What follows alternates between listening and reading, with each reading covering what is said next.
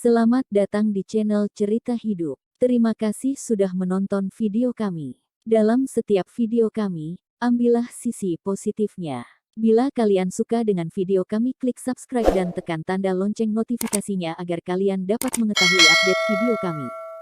Kali ini akan mengulas cerita tentang Alhamdulillah, akhirnya doa saya dikabulkan. Ketika anak saya sakit, dia ingin bertemu saya. Ternyata selama ini, kedua anak saya kurang mendapat perhatian dari ibunya. Hati saya benar-benar sakit mendengar cerita anak saya. Anak saya hanya diantar ibunya di pintu gerbang, istri saya tidak bicara sama sekali dengan saya, selanjutnya langsung ditinggal pergi.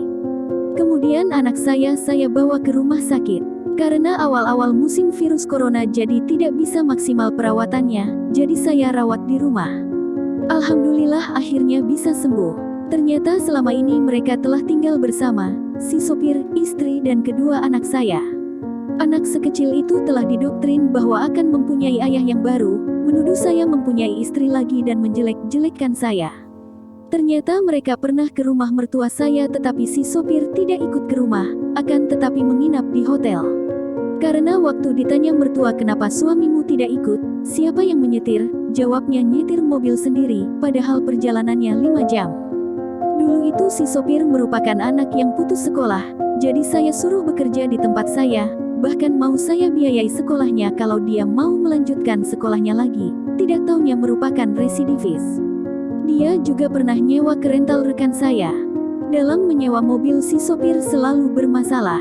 Kedua anak saya juga kerap mendapat kekerasan fisik dari si sopir. Saya kasihan aja kepada istri saya yang sudah salah jalan. Entah setan apa yang telah merasuki istri saya.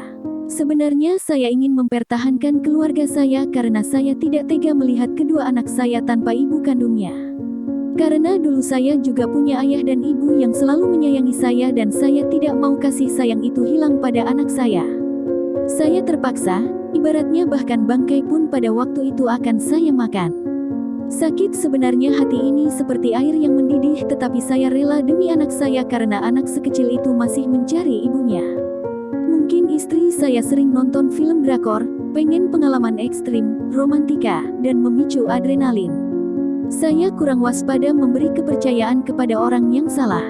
Bahkan dulu saya ditanyai anak saya kenapa ibu kalau duduk selalu di depan padahal sopir-sopir yang dulu tidak begitu. Bagi mempunyai sopir atau pembantu lebih baik jaga jarak. Kita harus tahu background latar belakang dari bawahan kita, apakah baik atau buruk. Sebelumnya saya tidak pernah seribut ini dengan istri saya, sekali ribut fatal akibatnya. Dengan pertimbangan yang dalam akhirnya saya dan istri saya sepakat untuk cerai. Dari kejadian kemarin saya sudah mencoba mempertahankan keluarga saya tetapi istri saya ternyata tidak patut diperjuangkan. Dan hak asuh anak jatuh kepada saya. Malu sebenarnya saya kepada keluarga besar saya dan mertua, tetapi inilah kenyataannya. Senang sekali saya bisa berkumpul sama kedua anak saya, karena waktu bersama istri dan si sopir kerap mendapat perlakuan kasar dan diterlantarkan. Demikian cerita kali ini, mudah-mudahan bermanfaat. Ambil sisi positifnya dan buang sisi negatifnya. Semoga Allah selalu memberikan keselamatan dan melindungi kita dari segala kejahatan. Bila cerita ini bermanfaat, share juga ke teman-teman kalian. Bagi yang baru nonton channel ini, dukung dengan klik subscribe, like, dan komen. Terima kasih.